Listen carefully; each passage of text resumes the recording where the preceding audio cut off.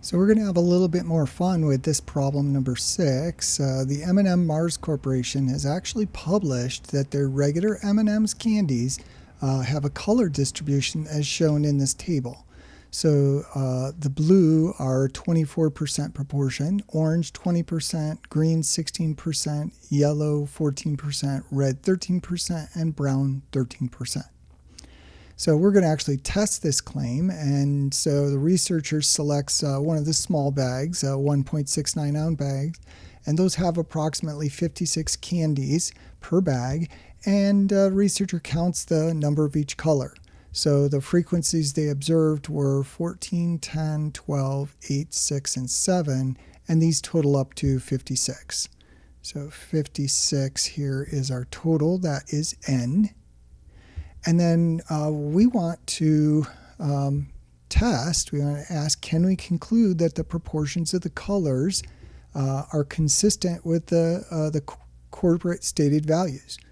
We're going to use the 0.05 level of significance and the p-value method with the TI-84.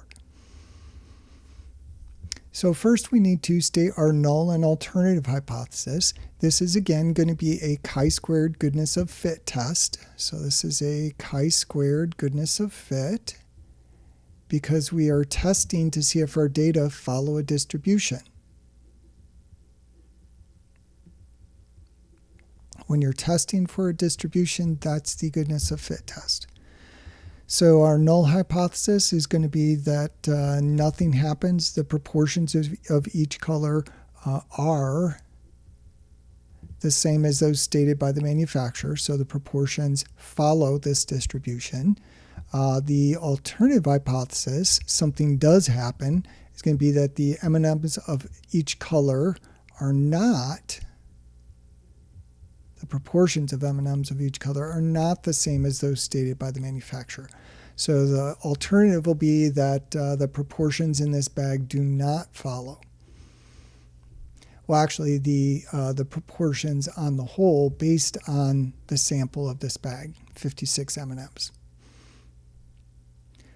So we want to use the TI-84 to carry this test out using the p-value method. So to do that, we need to calculate our expected frequencies. So the expected frequency for each I from 1 to 6, because there's 6 groups here, 6 different proportions, are going to be the sample size n times the proportion.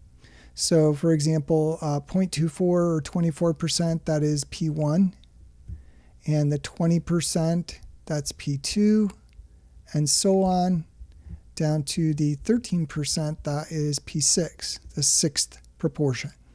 So for example, the first expected value, E1, is going to be 56 times that first proportion of 24%, 0.24. And that, if you do the calculator work, will give you 13.44. And then you do the same for the other proportions. So the expected value for orange is going to be 56 times 0.20, 20%, which gives you 11.2. And then 56 times 0.16, 8.96, and 7.84. And the last two, 7.28, because those are both 13%. Now notice here that all of our expected values are greater than 5.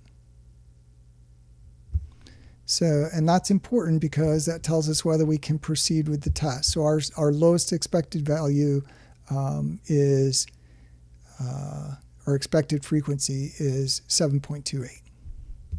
So we're going to enter the observed frequencies in list 1 and the expected frequencies in list 2 in the calculator. And I have actually already done that. So here's my observed frequencies and expected frequencies. And then we want to go to stat, tests, chi-squared goodness of fit, and then we need our degrees of freedom to be 6 minus 1 or 5 because there's 6 categories here. So let's go ahead and do that. So we're going to go to stat, and then tests, and then choice D is our chi-squared goodness of fit right there. Press enter. list 1 is observed, list 2 is expected. Need to update our degrees of freedom to be 5, 6 minus 1. Come down to calculate and hit enter. So we can see our chi-squared test statistic 1.422 and then our p-value 0.9218. So 1.422 there and 0.9218.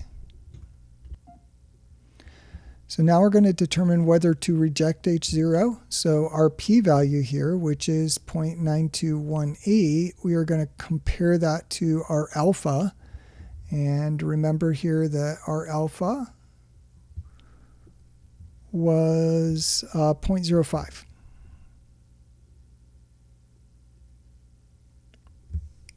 So a 9218 is greater than 0.05, which is alpha.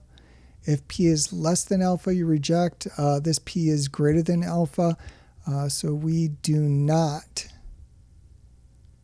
reject H0. So we're going to conclude that there is not enough evidence to conclude that the proportions of M&Ms of each color are not the same. So in other words, there's not enough evidence to conclude that H1 here is true. So we're going to conclude that the null hypothesis has to be true because the sample evidence is not telling us otherwise. So far so good. Manufacturer is keeping their claim, at least based on this bag of M&Ms. And so that p-value here being large is saying that this is not an extreme sample. This is a very typical sample. If the p-value was very small, then that would be a very extreme sample. That's strong evidence. This is very weak evidence. We cannot reject the null hypothesis. So p-value measures this extremeness of our sample, how extreme our sample is.